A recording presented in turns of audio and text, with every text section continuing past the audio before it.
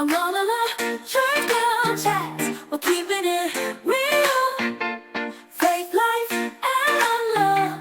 The way that we feel.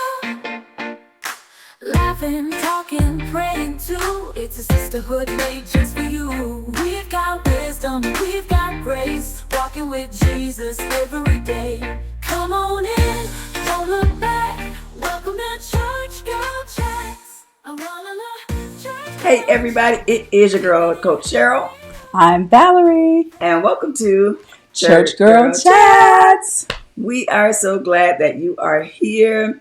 If you didn't watch the episode on the last few weeks, what was it? The list. The list. We are talking all things love, list, marriage, two single Christian women over 40 talking about listing things. So if you missed that episode, be sure right after this one to go and check it out. It is hilarious, funny, interesting, and we want to get your feedback on that. But on tonight, say tonight. Tonight we're talking marriage material, readiness, and rethinking the one. So if you know a single woman, I need you to go grab her up. Yes. And get ready for this. Share this to her. Make sure that she sees it. Or if you are married, don't run.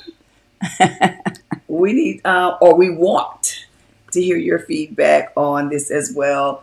So be sure to be active in the comments. Let us know how you're feeling about some of the topics that we're talking about. Let us know your perspective. We're here to learn too. We're giving our perspective. We don't know everything. Not at all.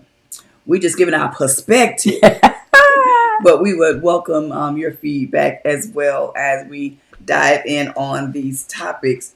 There's a saying that at this stage in life, women over 40, the question isn't, do you want to be married? Is, do you even think you're ready for marriage at this age and stage? Or has it just, that season has passed and we're moving on? And so on the first segment that we're going to talk about marriage material, when you hear that phrase, what do you think about?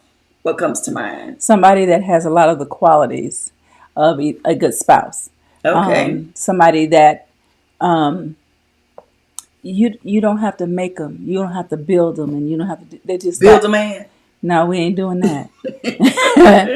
But they have the qualities. They're innate in that individual. So that's what I think it means. Okay. And on our last episode, we were talking about the list when we were in our 20s and our list now. Even as we think about marriage material, when you were thinking about marriage material in your 20s and marriage material now, was it a whole lot different or is it pretty much the same?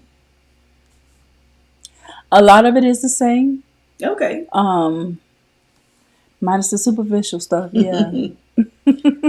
Okay, well, let me ask you this.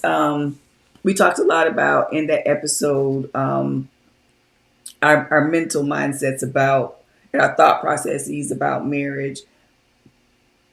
Has your definition of marriage, has it changed from, let's say, when you were 20s, 30s, and now? Has my definition changed? I guess I know a little bit more about what marriage truly is. When I was younger, I had visions of fairy tales and plum. What the thing running around in your head? Sugar plums running around in your head. But now I know a little bit more about what marriage really is and what marriage really isn't. So I've grown and I've been able to observe and learn what marriage is. Marriage is not someone to just strictly take care of you. Marriage is a partnership. Marriage is, loving someone unconditionally, being supportive, and hopefully, when I say growing together for hopefully whatever it is that God has giving you a purpose for. So Mm-hmm. that's what I think, and I couldn't quite articulate the way I wanted it to come out, but I think y'all understand what I'm saying. Y'all understand? Y'all understand, don't you? And I think I'm pretty much the same way. I think when I was younger, in my 20s, especially, wanting marriage, did not know what marriage was Hmm. at all. Like, had no realistic concept of marriage. Similarly, thinking that marriage was just the facade of what we see, Hmm. not the behind the scenes of what really makes a marriage, what makes two people connect over a lifetime, and Hmm. learning the things that I desired then in a husband were not things that last. That the qualities that I was looking for then aren't qualities that can sustain Right. a marriage through the ups and downs of marriages. And I am thankful and grateful that we grew up with so many strong marriages Right. around us so that we could see Hmm. marriages where I mean, most of our family, they were married 40 years, 50 years, 60 years. So Right. being able to see that stability Hmm. in marriage through, through all seasons, Right. knowing that marriage wasn't always, like you said, sugar plums and fairies and, pixie dust, but that there were some hard seasons that you Right. had to walk through, and you just had to be able to stand through Right. those difficult seasons. So I had no clue.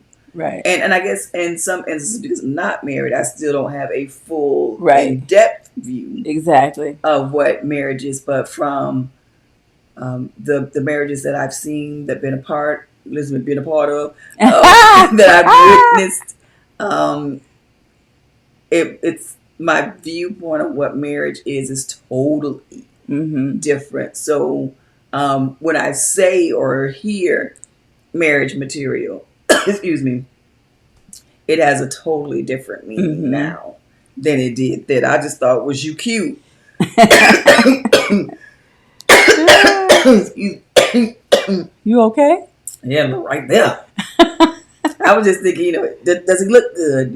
Does he love the Lord? Does he have a job? Let's Hmm. get married. Hmm. Not all the other foundational character qualities Right. that mattered in marriage. So that it didn't dawn on me. And this will kind of go into the next question about get it out. All right, I think of that. So what didn't dawn on me, or what I didn't really think about, was, I guess, a hierarchy of what I needed or would want, Hmm. or what would be desirable in a man. So one of the other questions is, what qualities do you value now, or would you value now in a husband that you don't think you would value then, or did value then? Um, we always said, even as a young person, because of course we were raised in the church, Mm-hmm. that he had to be saved. Mm-hmm. But as I've grown older and as my relationship with the Lord has developed, being saved is just the very beginning Absolutely. of what one should have. Mm-hmm. One should actually have a personal relationship. Um, and I don't know about anybody else, but I've always said, even in my list, I never actually put it on my physical list, because I have made a physical list. But this is one thing that I've always in my heart wanted, um, from a man, that I still do, um, that he, and this is going to sound a little, I don't know, but it's still one of the things I want. It's what you want. And it's not, it's biblical, Mm-hmm. that I have seen, but the Bible talks about how the church is the bride and how Christ died for us. Now, I'm not saying I want some man to physically die for me, but I want him to care and love me in that manner. Mhm. Is that he would love me enough that, yeah, I don't know how to fully articulate it, and that's probably why it didn't land on my list, but it has always been in my heart. One of the things that I wanted from someone is that their love for me would be that great. So that they would have a sacrificial love for you, that they would be willing to forsake a lot just for your care and for your safety. Yeah, and not that not that I'm selfish, because that's kind of how it sounds. I'm not a selfish person, Right. but I want somebody to take the word of God literally, and I think this is probably where I'm going. I want them to take the word of God literally with their relationship with me. Okay. That I'm not just some haphazard decision Mm-hmm. that you make, Right. but that you have counted up the cost, Mm-hmm. and you're really ready to observe the vows the way that God intended them to be. Okay. That's kind of what I'm going for. Okay. So basically, someone that values who you are and that will cover what they value, that is not words, but that they would put actions to Mm-hmm. their care for you, and that it would be evident, Right. their care for you, their concern for you, their love for you. Yes. Okay. All right. So, brethren, that may be watching, come correct. No half stepping. If you can come correct, come all the way. All the way. You don't have to be shy. I was gonna say something else, but I'm gonna let make yourself known and just be willing to love like the Bible says love. Right. Cover like the Bible says cover. Mm-hmm. And I think what I'm really hearing is a place of safety. Exactly. That you can rest in that person's love Mm-hmm. for you. That Mm-hmm. you won't be betrayed because you rested Right. in that person's love for you. So offer a place of safety. I like that. I like that. Yeah. I'm thinking of that question for me. I think one of the values that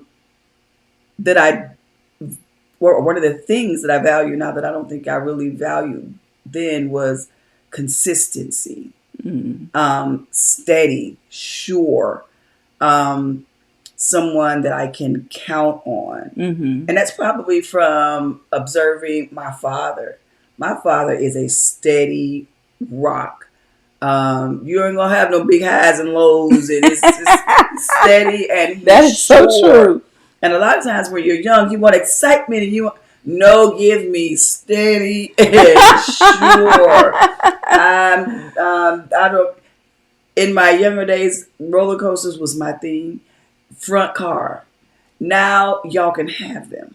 I have hung up my hat for roller coasters.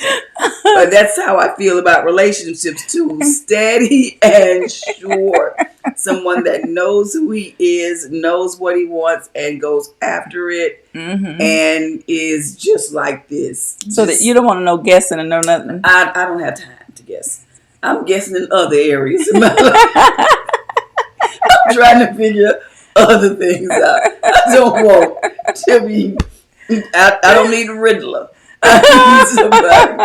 So that's something that I don't think that I even thought about. Somebody that was stable in their mind, stable in their thinking, stable and sure in the way that they conducted all areas of their life. So I think that's important to me now that I know was just not it. I didn't even think about it then. Before we go to our next section, I want to ask this particular question. And it says, do you think it was maturity that changed your expectation, or did disappointment refine them? Both. Both. All right. Both. Mm-hmm. because for me,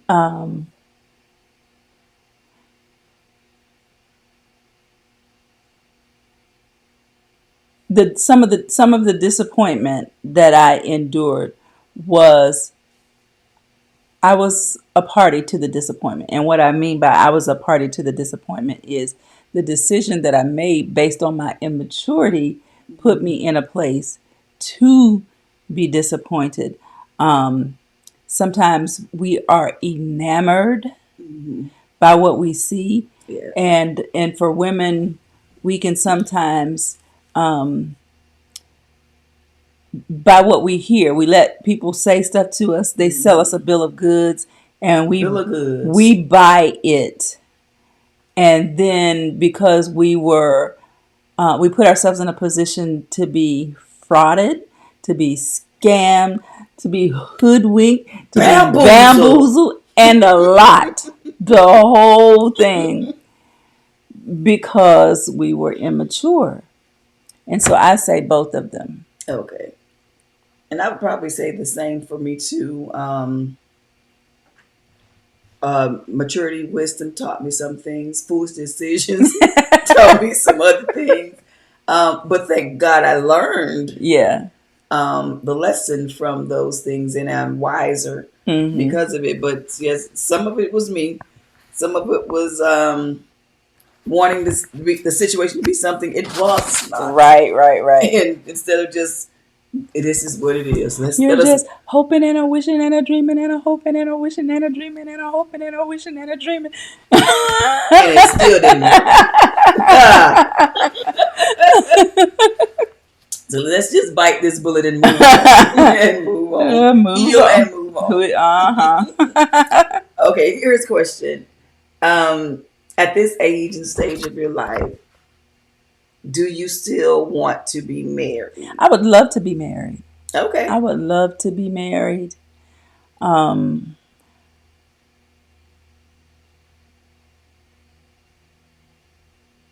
you see, I keep getting Caught. Y'all see, like, yeah. no. My answer is what I said. I would love to be Mm-hmm. married.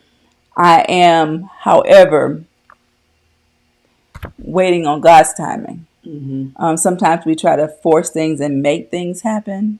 Right. Just wait on God. I'm waiting on God. Whatever He say, and if He don't ever say, I think that right now I'm in a place of contentment too.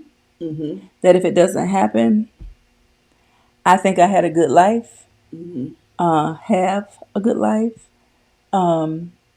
But if somebody comes into my life, Somebody spectacular. then I welcome that too. Okay. So, uh, different question. Do you think you are ready? I know you want, but do you think you're ready for marriage? And in what ways do you think you are? And maybe what ways, maybe not? Girl. All right, it is Cheryl 2.0, and I hate to interrupt a good conversation, but you know how it goes. Real quick, real quick. Just a few church announcements. As we've been talking about the list, what we wanted back then, what we want now, I want to gently shift the conversation for just a moment. At some point, I realized God wasn't asking me to keep refining a list, He was inviting me to start praying. Dear Future Husband came out of that shift.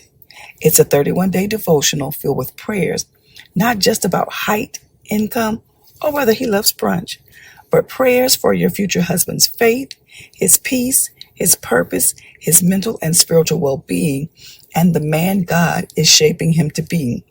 So if you're in a season of waiting, healing, or just hoping, this isn't about pressure or timelines. It's about partnering with God in prayer instead of performance. You'll learn more about Dear Future Husband using the link in the show notes, or just check out this QR code. All right, announcements are over. Let's get back to the conversation. Well, I think I have been very independent for Mm-hmm. such a long time. I sometimes question myself. Am I ready to give up independence? Mm-hmm. Am I ready to be submissive? Mm-hmm. All of which is required. But what I also know, if the right person Mm-hmm. comes along that loves the Lord, I don't think I would have that issue. But I do, those are some of the things that are in my mind, that I question myself. Are you ready to give up being independent?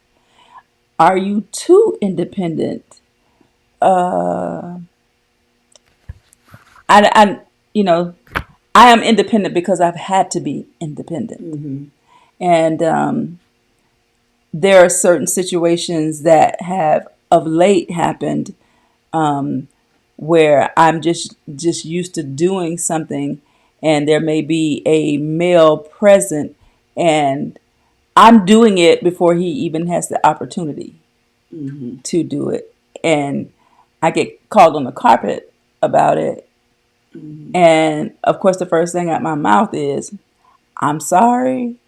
Mm-hmm. I've always had to do it. When I see it need to be done, I just do it."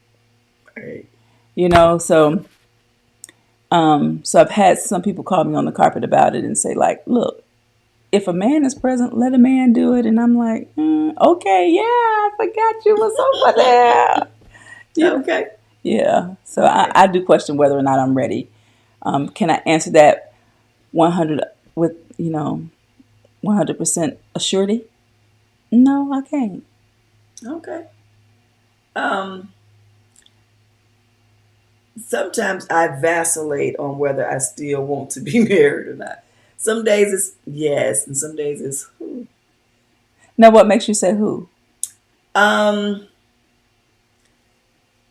not very excited about what I see in the atmosphere. Oh, so what you're observing? Yes, and not just on because you got to think it's levels, right? And when I say levels, I mean statistics. Okay. That's what I'm talking about. Statistics of that there are fewer eligible men than Mm-hmm. there are women. Right. Then because we are believers, then that field goes down a little bit more. Not just eligible men, but eligible saved men Right. Truly saved. that are available. Right. Then because I'm African American, I would like an African American husband. Then Ah. now you have eligible saved black men. Right. Then you got another level. You got eligible saved black gainfully employed men. Well, he sure got to have a job. Yeah. And then it goes another level. You got eligible saved black gainfully employed only like women men. So I mean it's just so, and I know it may sound comical, but there's so much No, that's a lot. Yeah. that you think, and so I'm like, well, Lord, a part of me, yes, truly desires marriage, um, but then a part of me is like, then I got to put myself out there, to even discern and determine, do you like these basic criteria? This is not even like special, like those are just what just about every black woman Yeah. would have that list. Right. There's nothing that I said on that list Mm-hmm. that every Christian black woman. Right. Well, let me just say that because for some people, the racial makeup doesn't matter. So Right. let's take that one off the table. The rest of those Right. for Christian women are things Right. without any of the special Mm-hmm. nuances that are unique to me. And so, while yes, I would love to be married, um, sometimes I think like, well, Lord, am I willing to be vulnerable and put myself out there Mm-hmm. again? So that is something that I Yeah. think about. Like, do I want to go through getting to know somebody else again and going through all the hickamara and da da da da, and then another collapse? So I don't. Yes, and Yes and no. Yeah. It can be a challenge, and you make up a point, putting yourself out there, because that's a challenge really for me. And we are living in a different time. We were raised that a woman should not approach a man. That's what my mama taught me. You shouldn't approach a man. And here we are in a situation where men, they've gotten used to women approaching them. So it's a challenge, to be able to do that, putting yourself out there. What is putting yourself out there? Like, what does that look like? Yeah. Especially in this day and age where, like you said, the tide has changed so much. Where you could flirt with somebody and they could, know that it was safe. Right. Now, we don't flirt no more. We got straight out proposals. You got to shoot your shot, man. You know what I'm saying? Jump in the DMs. I don't want to. Yeah, I just don't. And so, and the truth is, how we see it may be archaic. Yes. To a lot of people, like, it can't just be, some flirtatious banter anymore. Now it's all like, you like me, check the box. Yeah. Let's go out for coffee. And for some people that they have no qualms, no problems, no nothing with that. But I would like somebody to do a men's conference. Pick it up if you can. Somebody do a men's conference that would let Christian men know, hey, you see a woman that you like, introduce yourself to her. Yeah, absolutely. Ask her for a date. Now if she say no, leave her alone. No, but I mean, that whole gentleman era, it's gone. Chivalry, is that what they call it? Chivalry. No, bring it back. Yeah, bring it back. And in I think in every sphere we've lost that whole gentleman kind of thing. So those are my answers. I don't know if they're the answers that y'all was looking for. But, a sister is like, oh, especially if you're trying to talk to somebody our age, because we that stuff that the young girls do now, that is foreign to me. At the juncture that I'm smiling in your face, hey, how you doing? That's your clue. That is your clue. If you don't get that, yeah. So, the women that are watching, let your younger brothers, cousins know that if a woman our age it smiles at you, holds long conversations with you, just because at this age we don't do long conversations for much. No. Not at all. We are in and out. So if she's smiling at you and she's got a long conversation and you can tell she's not ready to leave, she's flirting. Okay? Pick up what we're putting down. So go ahead, ask for them numbers. Ask for I don't even know how they say it no more. The digits, get the digits. I heard now they're not even asking for your number, they're asking for your social media profile. Oh. What's your Instagram? No, I'm not even on Instagram. Wow.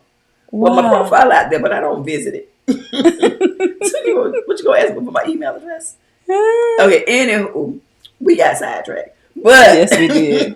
But it was good. It was good. Those are good nuggets. Share it with the brethren that you know. All right, this is the last segment for tonight. We're talking about rethinking the one. So I think we kind of know what people mean when, especially in Christian circles, when we say, not even Christian circles, but when we say the one, what does that mean to you? And do you think, that's the better question, do you think there's such a thing as the one? I used to think that there is such a thing as the one. But I heard somebody say, out of all of the people on the earth, there are several that could suit you. And I don't think God's going to leave us out if that is the desire of your heart. Now, if that's not the desire of your heart and it can be okay either way, then so be it. But if that's the desire of your heart, there is somebody out there that could be the one. But do I think that there's only one, the one? I do not. Okay. Yeah, and I think the whole concept of the one is it sounds really just beautiful, doesn't it? One person in the whole world that God has set aside just for me. It sounds magical. Um, but I think it goes against the nature of God who gives us all free will. Mm-hmm.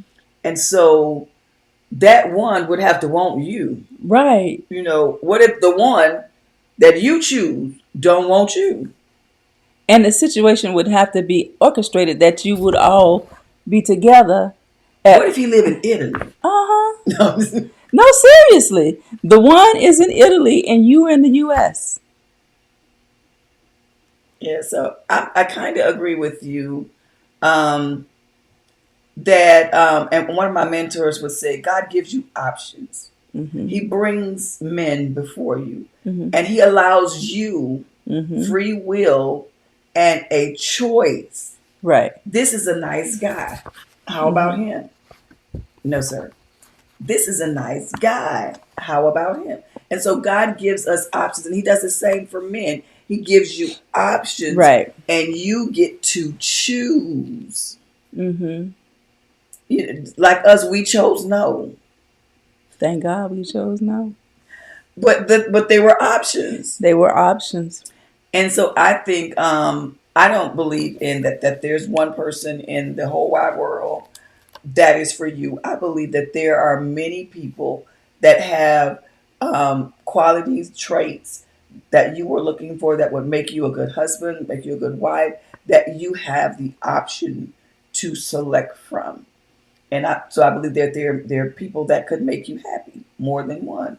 And you get to choose which one that you will live the rest of your life. That's amazing. Have we ever had this conversation before? Because we ended up saying the same thing. I don't think so. Wow. Okay. Look at us thinking alike.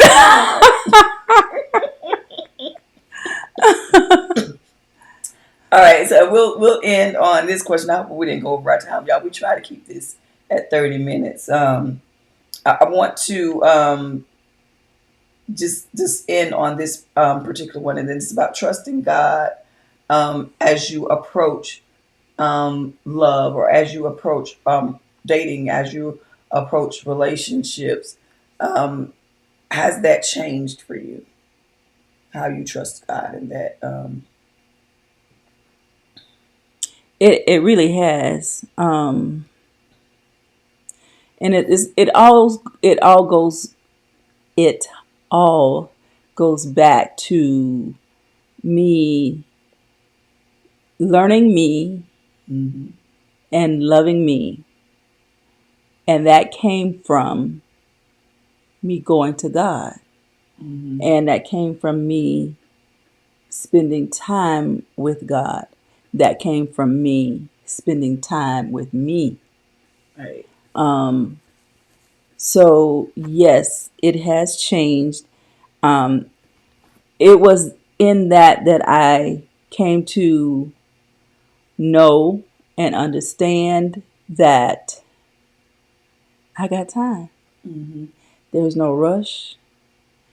And I could rest in that. Right. That if and when the time comes, God is going to present to me the Mm-hmm. person for me. Okay. Okay. I like that. I like that. I think for me, my trust has grown a lot more. I think initially I didn't trust myself um, because of the, I won't call them failed relationships, but the relationships that didn't go where I wanted them Mm-hmm. or that didn't end up where I wanted them. And so I think at this juncture, I am I have a good life. I love who I am becoming. Mm-hmm. I love how God is molding me. I love my family. I love hanging with my family and my good girlfriends. And um, So at this juncture, I am happy and I'm receptive for the entrance of a man that would make me happier. All right. And that's important. Right. And because I'm happy that. So it'd have to be happier Yeah. to shift me Mm-hmm. from where I am now. And I trust God Right. with that. I trust God with what He wants for me. Mm-hmm. I know what my desire is. And so I'm in a frame of mind that, Lord, if a person added to my life is going to add to my life, add to my happiness, and add to my purpose, Mm-hmm. absolutely. Right. Absolutely. But if a person in my life is going to detract from any of those things, Yeah. or take me off course Mm-hmm. from who He's called me to be and what He's called me to do, then absolutely not. Mm-hmm. So either way, I think I'll be okay. And we will. And we will. So as we end on tonight, I think we went over. We're so sorry. Not sorry. Because I hope and I believe that you are enjoying the sessions. Want to know from you, and y'all get in these comments and talk to us, talk back to us. What is or what does marriage material mean to you? And if you know us personally, drop in some encouraging words, some words of wisdom, Yes. some words of advice around marriage and the lists that we have, and us being prepared and ready for what God has for us in the future. We would love to hear from you. Any Yes. parting words? No. All right. Well, we will see you all on our next episode. We have something great coming, but I'm gonna make you wait until. Should I? Yes. Make them wait. They'll wait. Just stay tuned. Stay locked. If you have not already subscribed to the channel, we're gonna ask you to go ahead and do that. That really helps. Let me tell you what helps. What helps is when you subscribe, when you like, and when you comment, because that drives this content in the algorithm, and people that need what we have or that would enjoy Right. what we are saying can see it. And it doesn't happen unless you subscribe, Right. like, and comment. So if you could do us that huge favor, we would appreciate it. And it's free. It is free. Don't cost you nothing but love. We love you all, and we'll see you next time. Bye-bye. I'm on a